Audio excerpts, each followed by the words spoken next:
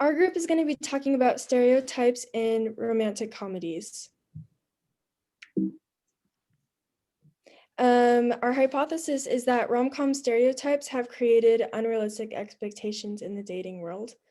And we're going to be talking about some different social theories that support that, as well as how the film industry uses tactics to make us believe that reality is what we see on the screen. And we will also be talking about how media literacy can help us to not create such unrealistic expectations based on these rom-coms. A couple different social theories that support this hypothesis is the cultivation analysis theory, which this theory talks about how television cultivates audiences to view reality similar to the world portrayed in TV. And also the social learning theory, which basically says that we emulate what we see on TV and it affects our behavior.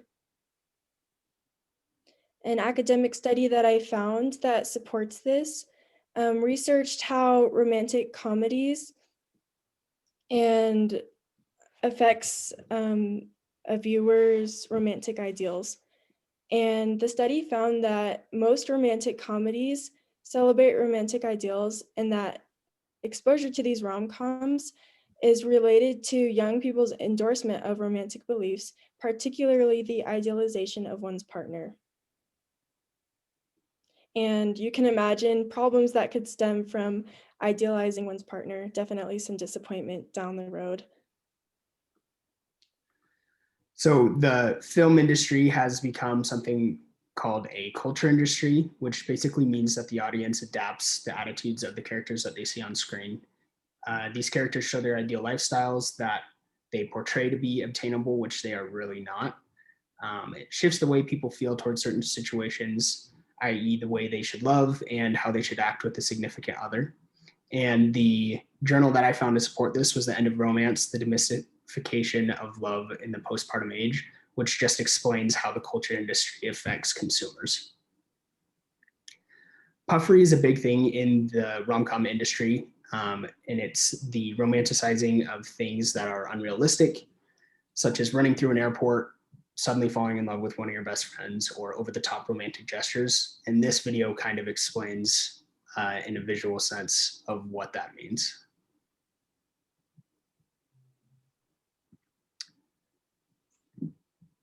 So the culture industry has a blurred view of their morals. This is their categorical imperative that now depends on their own company's goals rather than the overall consumer's goals. It blurs the lines, the ethical lines, and plays with consumers' emotions, showing that they have no boundary between what is true and what is captivating. And Hollywood is really good at blurring the lines, and the audience has a difficult time seeing what's reality and what's just on television. And they use framing and semiotics to use this. One study in 2019 titled Realistic Love talks about the symbols and signifiers that Hollywood uses, including props, specific locations. We see that New York and Paris are oftentimes the location of romantic comedies and love.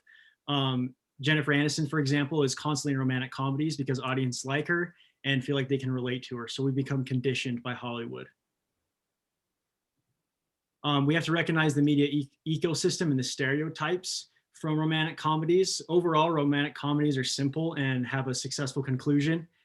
The complexities of relationships are presented in a pretty lighthearted way, and they're not super authentic or relatable all the time.